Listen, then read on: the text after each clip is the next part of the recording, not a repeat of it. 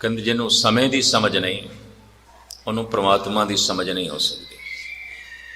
जिन्हों वक्त का बोध नहीं उन्होंने परमात्मा का ज्ञान नहीं हो सकता। किधरे बहुत छोटी खेड ना समझ लेना परमात्मा। बदकिस्मती है इस कौम की, इसका गुरु ज्ञान, इसका परमात्मा ज्ञान, इसका इष्ट ज्ञान, ये ज्ञान के स्वरूप गुरु ग्रंथ साहब को मत्था टेकता है, पर धार्मिक तौर पर ज्ञान के पक्षों गुस्ताखी माफ कर देना, ये कौम पछड़ी हुई है ज्ञान के पक्षों। क्योंकि कोई कौम चर्च दे मंदिर दे बौद्ध मठां दे नहीं लड़ती, सिर्फ सिख ही गुरुद्वारे च लड़ते हैं और कोई भी नहीं लड़ती। सिर्फ सिख ही धार्मिक स्थानों पर लड़ते हैं और खूब लड़ते हैं, रज के लड़ते हैं। इसका मतलब धर्म का कख पता नहीं, कुछ भी बोध नहीं, कुछ भी पता नहीं। होवेगा पता बाकी बहुत कुछ, कम से कम धर्म का तो पता नहीं।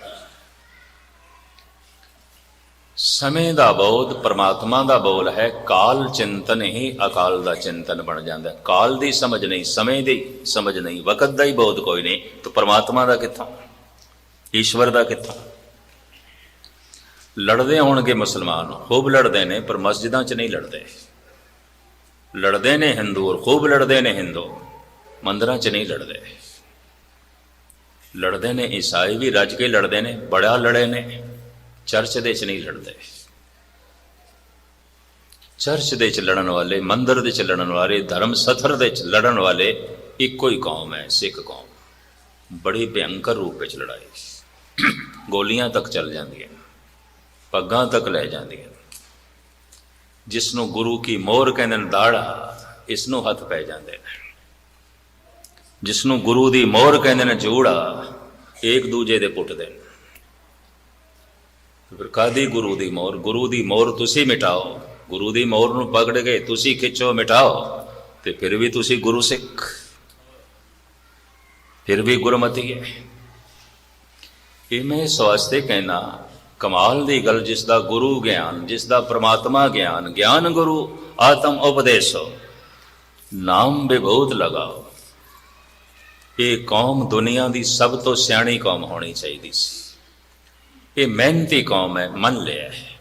श्रद्धालु कौम है, मन लिया है। दानी कौम है, मन लिया है। ये ज्ञानी कौम है, कोई मनण को तैयार नहीं। ये भी मैं अर्ज करते हैं, कोई भी मनण को तैयार नहीं। हिंदुस्तान दे कहावत है, ये मैदान जंग दे कामयाब ने, ये व्यापारिक दुनिया दे भी कामयाब ने, ये परोपकारी दुनिया दे भी कामयाब ने, पर टेबल टॉक दे विचार वटांदरे दे बिल्कुल असफल ने, कोई कामयाब नहीं। इन्होंने विचार वटांदरा करना आउंदा ही नहीं, विचार का आदान प्रदान आउंदा ही नहीं, इंज कहते हैं। और जिस जिस सियाणे बंदियां ने कहा और जेड़े जेड़े मेरे सामने सबूत रख देते, कहने लगे दसो ये कोई विचारक कर सकता है, तो मैनू चुप रहना पड़ेगा। की आखिर गुरुद्वारियां दीयां तस्वीरां पेश कीतियां, ऐ कुछ गुरुद्वारियां च हुंदा है, तो चुप रहना पड़ेगा। हुण बहुता बोलीए तो अपने आप का नंगेज जगत के सामने रखना है। गुरु ज्ञान है, परमात्मा ज्ञान है, सिख अज्ञानी नहीं चाहिए, क्योंकि इहदा ते इष्ट ही ज्ञानी है, इहदा ते रब ही ज्ञान है, इहदा ते गुरु ही ज्ञान है। ज्ञान गुरु आत्म उपदेशो, नाम विभूत लगाओ। तो धन गुरु गोबिंद सिंह जी महाराज फरमान करते हैं, वो जो परमात्मा है काल चिंतन तो उच्चा है, क्यों? अकाल है। इसे नूं धन गुरु अमरदास जी महाराज का फरमान, एक पंक्ति सामने आ रही है मेरे पाठी सिंघां नूं चेते होवेगी। गुरु ग्रंथ साहब का जिन्हों ने लड़ीवार पाठ किया, उन्होंने सामने पंक्ति आई होवेगी, काल जाल जम जो हो न साखे, सच का पंथा थाठियो। काल का जाल साडे ते पै ही नहीं सकता, सानू नहीं वेख सकता। असी काल दे जाल दे च नहीं हाँ, असी समय दे फंदे दे च फसे हुए नहीं हाँ, असी समय की पकड़ दे च नहीं हाँ। समय चो निकल गए, समा साड़ी वरतों नहीं कर सकता, समा सानू इस्तेमाल नहीं कर सकता। साड़ी दुनिया समा खत्म हो गया। ਕਹਿੰਦੇ ਨੇ ਇੱਕ ਪਰਮਾਤਮਾ ਦੇ ਸਮਾਂ ਨਹੀਂ ਹੈ, ਇੱਕ ਜੋ ਪਰਮਾਤਮਾ ਨਾਲ ਜੁੜ ਗਿਆ ਉਹਦੇ ਸਮਾਂ ਨਹੀਂ ਹੈ। ਇਸ ਵਾਸਤੇ ਪਰਮਾਤਮਾ ਨੂੰ ਗੁਰੂ ਨਾਨਕ ਨੇ ਕਿਹਾ ਅਕਾਲ ਮੂਰਤ, ਮੂਰਤੀਮਾਨ ਹੈ ਪਰ ਸਮੇਂ ਦੇ ਚ ਨਹੀਂ ਹੈ। ਕਿਉਂਕਿ ਸਾਰੀਆਂ ਮੂਰਤੀਆਂ ਨੂੰ ਸਮਾਂ ਜਨਮ ਦਿੰਦਾ ਹੈ, ਸਮਾਂ ਜੀਵਨ ਦਿੰਦਾ, ਸਮਾਂ ਖਾ ਜਾਂਦਾ ਹੈ। ਬੋਲਣ ਨੂੰ ਤੇ ਅਸੀਂ ਵੀ ਕਹਿ ਦਿੰਦੇ ਹਾਂ ਸਭ ਸਮੇਂ ਦੀ ਖੇਡ ਹੈ ਜੀ, ਵਕਤ ਦੀ ਖੇਡ ਹੈ, ਪਰ ਕਤਈ ਵਕਤ ਨੂੰ ਵੇਖਣ ਦੀ ਕੋਸ਼ਿਸ਼ ਨਹੀਂ ਕੀਤੀ, ਵਰਨਾ ਵਕਤ ਦੀ ਗ੍ਰਿਫਤ ਦੇ ਚ ਅਸੀਂ ਨਾ ਆਉਂਦੇ, ਵਕਤ ਦੀ ਪਕੜ ਦੇ ਚ ਅਸੀਂ ਨਾ ਆਉਂਦੇ, ਸਮੇਂ ਦੀ ਕੈਦ ਦੇ ਚ ਅਸੀਂ ਨਾ ਆਉਂਦੇ। ਹਰ ਮਨੁੱਖ ਸਮੇਂ ਦੀ ਕੈਦ ਦੇ ਚ ਹੈ। ਧੰਨ ਗੁਰੂ ਨਾਨਕ ਦੇਵ ਜੀ ਦੇ ਵਾਕ, ਜਾਲੀ ਰੈਨ ਜਾਲ ਦਿਨ ਹੋਆ, ਦਿਨ ਆਇਆ ਜਾਲ ਹੈ ਫਸੇ ਹੋਇਆ, ਸਾਨੂੰ ਵਰਤ ਲੈਂਦਾ ਹੈ। ਰਾਤ ਆਈਏ ਜਾਲ ਹੈ, ਫਸ ਗਏ, ਸਾਨੂੰ ਵਰਤ ਲੈਂਦੇ ਹੈ। ਜੇਤੀ ਘੜੀ ਫਾਈ ਤੇਤੀ, ਦਿਨ ਰਾਤ ਦੀਆਂ ਜਿਤਨੀਆਂ ਘੜੀਆਂ ਨੇ ਫਾਈਆਂ ਨੇ। ਰਸ ਰਸ ਚੋਗ ਚੁਗੇ ਨਿਤ ਫਾਸੇ, ਇੱਕ ਇੱਕ ਘੜੀ ਦੇ ਤਰ੍ਹਾਂ ਤਰ੍ਹਾਂ ਦੇ ਰਸ, ਕਿਸੇ ਵਕਤ ਕੋਈ ਰਸ ਚਾਹੀਦਾ, ਕਿਸੇ ਵਕਤ ਕੋਈ ਰਸ ਚਾਹੀਦਾ, ਕਿਸੇ ਵਕਤ ਕੋਈ ਰਸ ਚਾਹੀਦਾ। ਹਰ ਘੜੀ ਦੁਨਿਆਵੀ ਰਸ ਦੇ ਵਿੱਚ ਮਨੁੱਖ ਨੂੰ ਐਸਾ ਫਸਾ ਕੇ ਰੱਖਦੀ ਹੈ ਫਾਈਆਂ। ਰਸ ਰਸ ਚੋਗ ਚੁਗੇ ਨਿਤ ਫਾਸੇ, ਛੂਟਸ ਮੂੜੇ ਕਮਨ ਗੁਣੀ। ਇੱਥੇ ਗੁਰੂ ਨਾਨਕ ਕਹਿੰਦੇ ਨੇ ਮੂੜੇ, ਐ ਮੂਰਖ ਕਿਸ ਤਰ੍ਹਾਂ ਛੁੱਟੇਗਾ, ਕਿਵੇਂ ਛੁੱਟੇਗਾ? ਇੱਕ ਤੇ ਜਾਲ ਪਿਆ, ਫਿਰ ਤੂੰ ਫਾਈ 'ਚ ਵੀ ਫਸਿਆ, ਇੱਕ ਤੇ ਫਾਈ ਦੇ 'ਚ ਫਸਿਆ, ਉੱਪਰ ਜਾਲ ਪਿਆ। ਕਾਲ ਜਾਲ ਜਮ ਜੋ ਹੋ ਨਾ ਸਾਖੇ, ਮਹਾਰਾਜ ਕਹਿੰਦੇ ਨੇ ਕਾਲ ਦਾ ਜਾਲ ਜਿਸ ਦੇ ਹੱਥ ਦੇ 'ਚ ਹੈ, ਸਾਨੂੰ ਨਹੀਂ ਵੇਖ ਸਕਦਾ, ਇਹ ਜਾਲ ਸਾਡੇ ਤੇ ਨਹੀਂ ਪੈ ਸਕਦਾ। ਧੰਨ ਗੁਰੂ ਗੋਬਿੰਦ ਸਿੰਘ ਜੀ ਮਹਾਰਾਜ ਕਹਿੰਦੇ ਨੇ ਅਕਾਲ ਹੈ ਅਜਾਲ ਹੈ।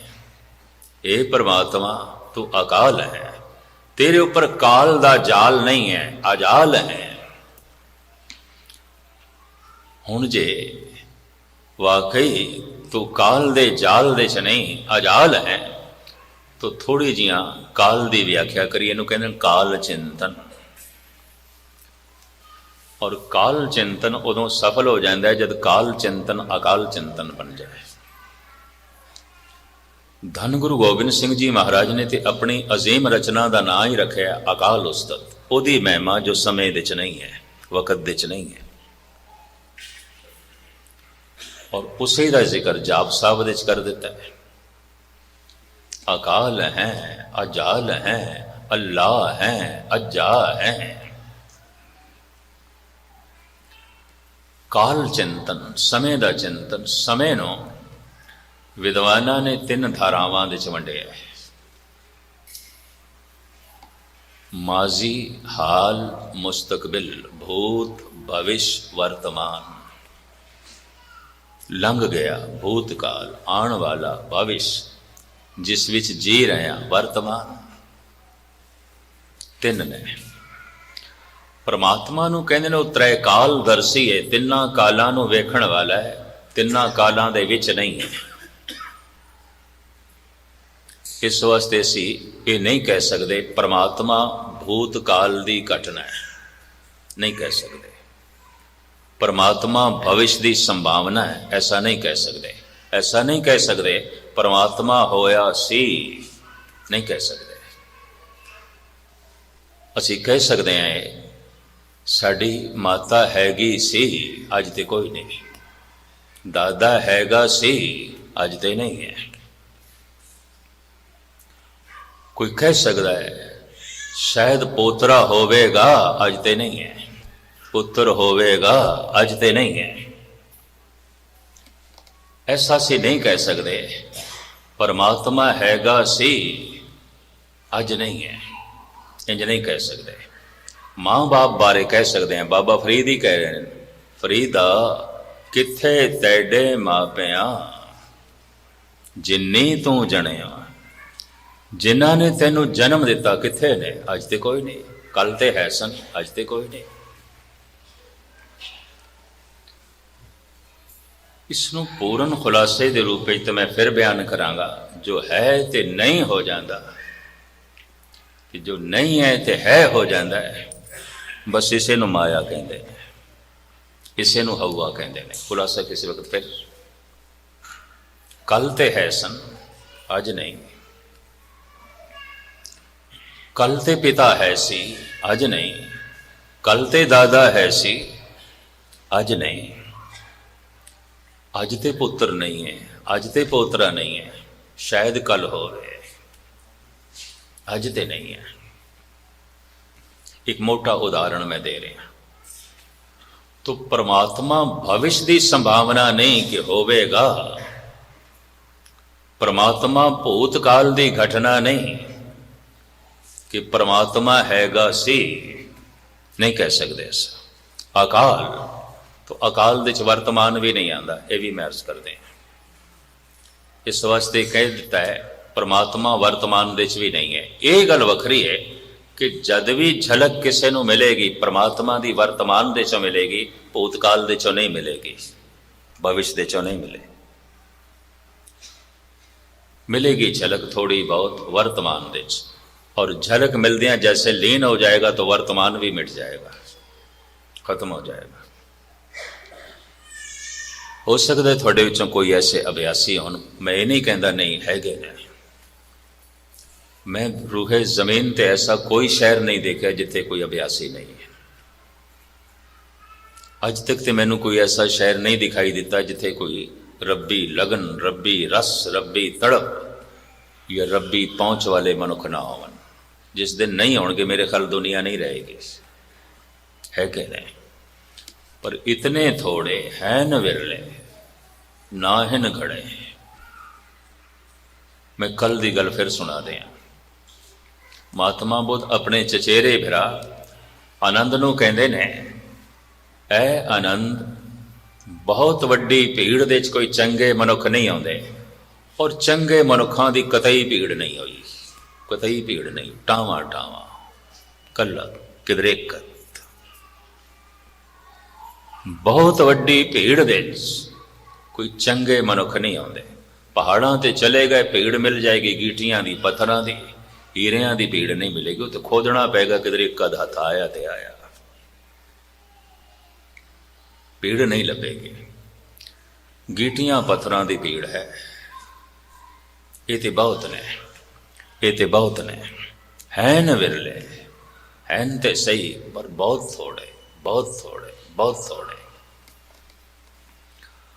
और कई दफा वो थोड़े भी गुप्त। क्यों गुप्त? किस कारण करके ने? वो किधरे बोरे च बैठे ने, गुफा च बैठे ने, कतई नहीं, जगत नूं समझ नहीं। एक बच्चे नूं की पता है जवानी की आउंदी है, और एक जवान नूं की पता है बुढ़ेपा की होंदा है, बुढ़े हो के पता चलता है बुढ़ेपा की है।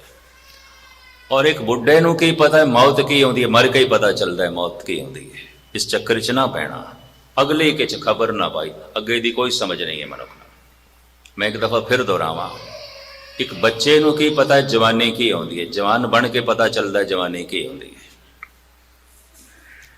एक जवान नूं की पता है बुढ़ेपा की होंदा है, बुढ़े होके पता चलता है बुढ़ेपा की है। और एक बुढ़े नूं की पता है मौत की आउंदी, मर के पता चलता है मौत की है। दूजे दी मौत नाल कख नहीं पता चलता। बुढ़ियां नूं वेख के बुढ़ेपे दा नहीं पता चलता, कुछ भी नहीं पता चलता।